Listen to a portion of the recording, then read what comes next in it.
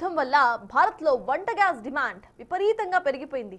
చాలా మంది గ్యాస్ కొరతతో వాటిని బ్లాక్ చేయడం మొదలుపెట్టేశారు. దీంతో మరోసారి వంట గ్యాస్ బుకింగ్ వ్యవధిపై కేంద్రం కీలక ప్రకటనను జారీ చేసింది.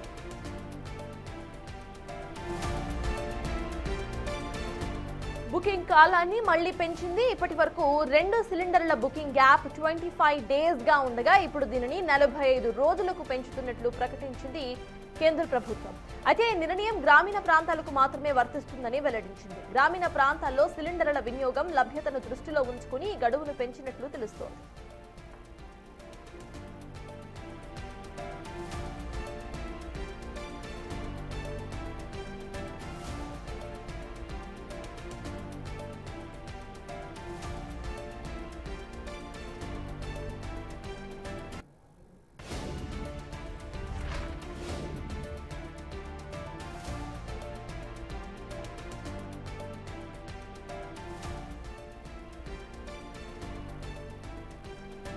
పట్టణాలు, నగరాల్లో నివసించే వారికి ఈ నిబంధనలో ఎటువంటి మార్పు ఉండదు.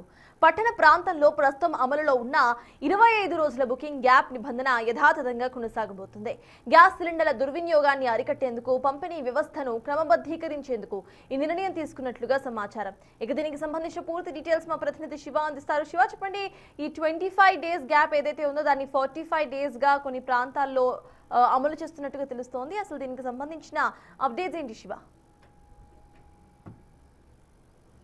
రైట్ సటాస్, ఇది గ్యాస్ సరఫరాకు సంబంధించి కేంద్ర ప్రభుత్వం కొత్త నిబంధన తీసుకొచ్చింది. ఇంతకుముందు వరకు కూడా 25 రోజుల పాటు ఉన్న గ్యాస్ బుకింగ్ సమయాన్ని పెంచుతూ 45 రోజులకు పెంచుతూ కూడా నిర్ణయం తీసుకుంది. అయితే ప్రతిరోజు కూడా ఇటు క్రూడ్ ఆయిల్కి సంబంధించి కానీ, మరోవైపు గ్యాస్ స్టోరేజ్కి సంబంధించి కానీ కేంద్ర పెట్రోలియం సహజ వాయువుల శాఖ మంత్రి హర్దీప్ సింగ్ పూరి అధికారులతో ఎప్పటికప్పుడు మాట్లాడుతున్నారు, సమీక్షలు చేస్తూ ఉన్నారు.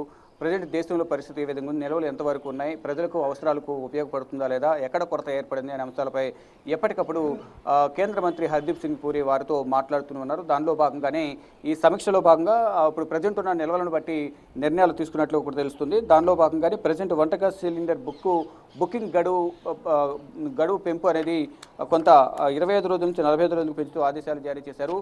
2 సిలిండర్ల బుకింగ్ మధ్య వ్యవధి అనేది, అంటే 2 సిలిండర్ల మధ్య బుకింగ్ మధ్య వ్యవధి అనేది సమయం దాదాపు 45 రోజులు ఉండేలా చూసుకోవాలి. అటువంటి వారికి మాత్రమే ఈ గ్యాస్ అనేది డెలివరీ ఇవ్వాలనేది కూడా ప్రధానంగా కేంద్ర ప్రభుత్వం ఆదేశాలు జారీ చేసింది. ఇది గ్రామీణ ప్రాంతాలకు మాత్రమే వర్తిస్తుంది అనేది కూడా కొంత. Yes, thank you.